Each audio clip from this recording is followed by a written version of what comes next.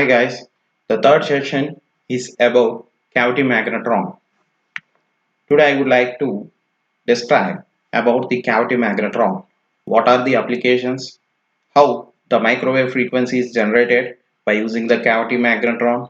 How it is used in various applications? What is the process involved in cavity magnetron? First of all, let us see the introduction part. During World War II, which was one of the dramatic events in the history. But on the other hand, several inventions that completely changed the world. One of the key inventions of the era was the cavity magnetron. The cavity magnetron can be used particularly in certain applications like radars. Next, for heating purpose, it is used in microwave ovens, and for lighting purpose, it is used in sulfur lamps. In this lecture, we will explore the physics behind the cavity magnetron and how it is constructed and produce microwave. This is the diagram it shows, which is the cavity magnetron, which is present in microwave oven. So, by describing the physics behind it, we could start it. This is the actual parts present in the cavity magnetron. First of all, there will be a filament lead which is attached to cathode in order to produce high electron beam.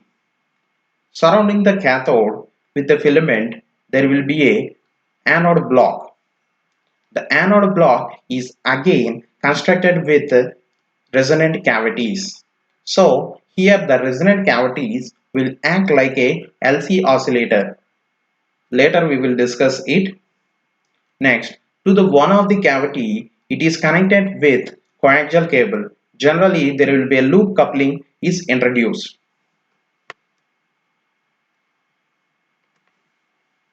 Now let us see what is the basic concept and what the basic concept is involved in developing the cavity magnetron.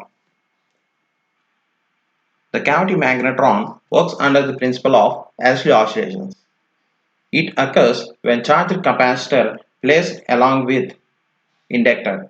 The simple arrangement creates back and forth motion of the electrons as shown in the figure. So when antenna with an inductor is placed near to LC circuit, the antenna radiates EM waves. This theory behind the cavity magnetron, this is the theory behind the cavity magnetron, but the EM waves last for only few seconds due to loss in the form of radiation.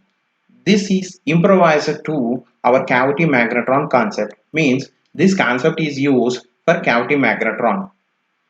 So how the construction will be developed and how it is improvised, will let us see. Consider this configuration. It consists of a cathode with a filament. So let us see, here there will be a filament. The filament is made up of tungsten and there will be a cathode form which is attached to its filament. When the current passes through the filament, it will be heated and electrons will be emitted from it. This phenomenon is called as thermionic emission.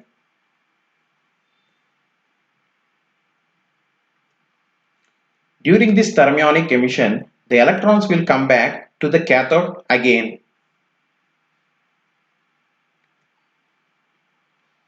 If we place an anode potential, the emitted electrons from the cathode are accelerated and move towards the anode. Here we can see that the electrons which are accelerated will produce the radiation.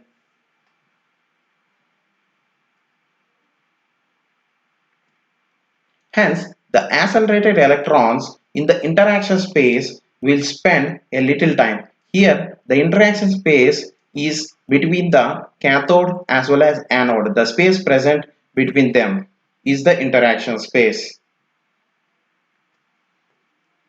In order to increase the time spent by the electrons in the interaction space, now a permanent magnet is placed.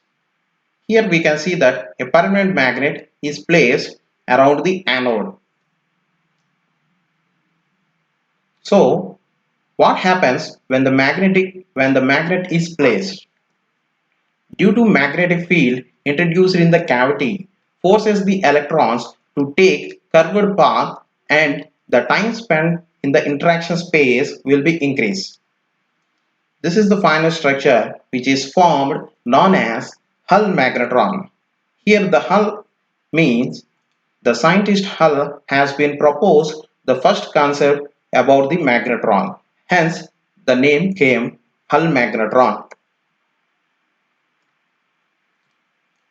The Hull magnetron are most efficient, and its sustained oscillations can be achieved by LC oscillations, which is discussed in the starting part of the lecture.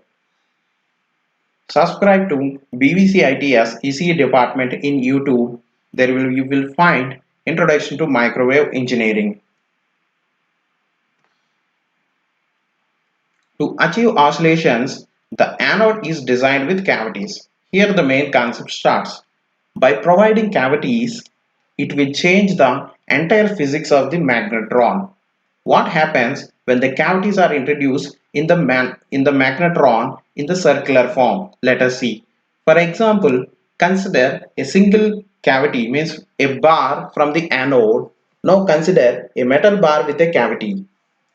Now let us assume a negative charged electron is passing nearby. So whenever it passes nearby, the negative charged electrons will obviously repel the electrons present in the bar. Whenever this electron reaches the cavity, what happens means, so when the negative charges reaches the cavity, the electrons at the cavity will be disturbed and distributed. We can see that there is an accumulation of positive and negative charges across the cavity. Hence, the cavity will act like a capacitor plates. One side it will be positive and another side it will be negative, which act like a capacitor plates. If we connect the inductor across the cavity surface, charges will act like a oscillation process. So this is the basic of cavity magnetron. Here the oscillations will take place due to the cavity introduced in the magnetron. Here the cavity will act like a LC oscillation circuit in the magnetron. A magnetron will have many such cavities. Hence, many electrons are ejected from the cathode by thermionic emission. Now consider one of the electron ejected from the cathode, which induces positive and negative charges on the cavity surface. When it passes nearby, here the cavities are arranged in circular manner. In the cavity, the pair of charges, means the positive and negative, cannot stay in isolation, means they cannot stay in constant position. So in each cavity, when the electron passes nearby them, so the charges are kept in alternate or opposite to one cavity. Means if one cavity having positive negative, means the another cavity will have another negative positive, means the polarities are opposite in nature. Here the curved surface of the cavity act like an inductor. Here, charges are accumulated at the cavity will go for simultaneous LC oscillations as shown in the figure.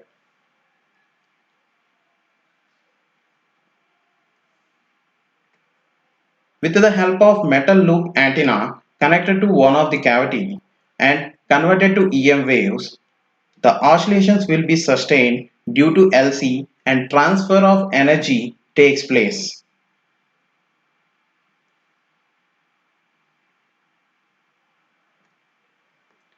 Some of the electrons similarly follow the first electron, and all the electrons attracted towards the anode and form a spoke wheel pattern, and charges on the cavity will oscillate, which results in microwave frequency. but all the electrons present in the spoke wheel will not involve in production of microwave signal. Only few electrons are useful. What are the electrons which are useful for frequency generation of microwave? Let us see later.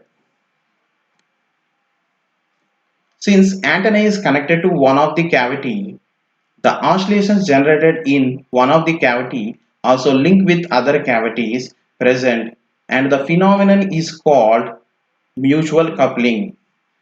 The extraction of energy from one cavity is equal to extraction of energy from all other cavities combined.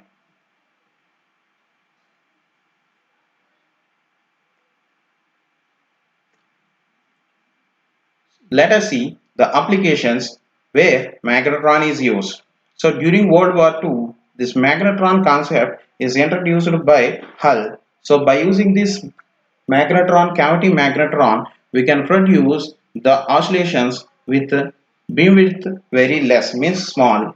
So by using magnetrons, we can use this as a radar with a small beamwidth which can be targeted on aircrafts to destroy them.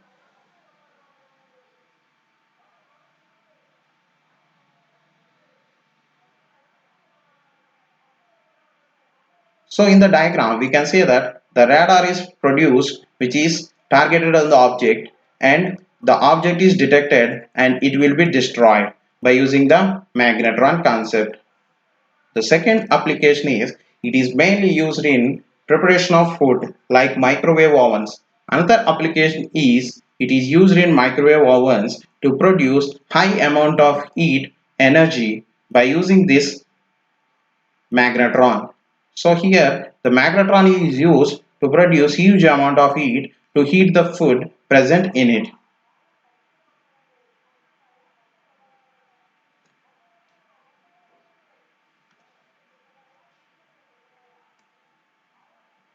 So this is the basic theory part which I explained in the first.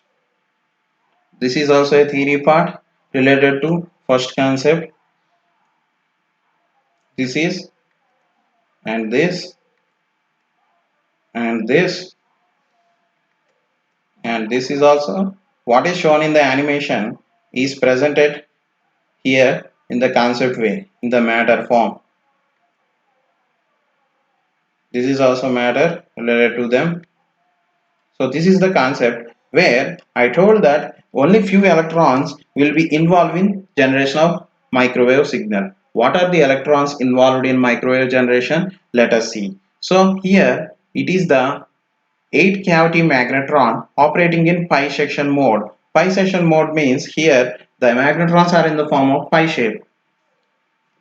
So let us consider. So there is one of the electron A. So here with the cursor I am showing that there will be a electron which is traveling. So due to lateral force opposed by magnetic field which is provided in the cavity, the electron will travel some more far, means it will travel in random motion with by taking certain time.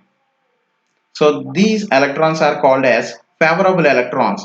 These are the electrons which are required for generation of microwave signal. Here the electron A is used for generation of microwave signal because these are the electrons which take much time, means the transit time is more. So hence, so they will be retarded in some fields, means during positive cycle they will be accelerated, during negative cycle they will be retarded. So whenever these are retarded, they will accompany with another electrons to form bunches. What are the another electrons used to form bunches? Let us see. So here another electron is shown. Here we can see, no. So this is the B electron. Here the B electron, here it gains energy immediately and again travel back to cathode. So these are the electrons which not involved in generation of microwave because they gain energy very faster and they will again go back to the cathode. So these are no use. So because the radiation must be given, sorry, the radiation which is present in the interaction space must be more. So, in order to generate the radiation more, the electron must spend in the interaction space some more time. So, because the B electron cannot spend much time in interaction space, so these are not useful for microwave generation.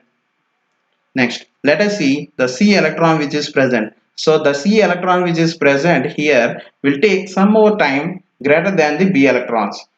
Next, the d electrons also will take some more time than the b electrons.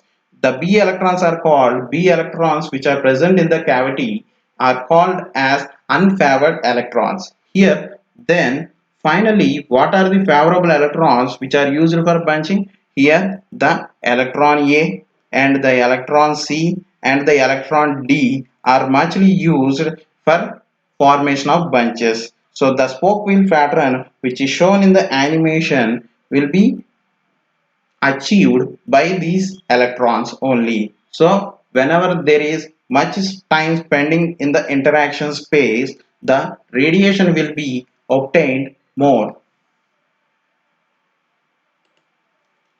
Only due to electron bunches, the microwave signal is generated. So here, in this point, we will see that the electrons travel in longest path from cathode to anode as indicated by A electrons in the figure as I shown in the here. So these A electrons are called favorable electrons which are responsible for bunching effect and give most of its energy before it finally terminates at the anode surface. So whenever travels in the interaction space, present in the interaction space, it will radiate much more. And the B electrons which are accelerated by RF field are instead of imparting energy to the oscillations takes energy from the oscillations resulting in increased velocity. Such electrons are called unfavorable electrons which do not participate in bunching process and cause backheating. Every time an electron approaches the anode in phase with RF signal, it completes a cycle. This corresponds to a phase shift of 2 pi. For the dominant mode, the adjacent poles have phase difference of pi radians. This is called pi mode. At any particular instant, one set of alternate poles give positive and remaining set of alternative poles give negative. So at one cavity it will be in one polarity, means in the another cavity it will be in alternate polarity, means one cavity will not match with the another cavity poles due to RF oscillations in the cavity as is shown in the animation. As the electrons approaches the anode, one set of alternative poles accelerates the electrons and turns back the electrons quickly to cathode, and another set of poles retard the electrons, thereby transferring energy from electrons to RF signal, which is the microwave signal frequency. This process results in bunching of electrons. The mechanism by which electron bunches are formed and by which electrons are kept in synchronism with RF field is called as phase focusing effect. So, by using the concept of magnetron, how we can generate microwave signal, we can shown in the process. So, this is all about magnetron. It is very simple to explain. So, thanks for watching. I hope you enjoyed.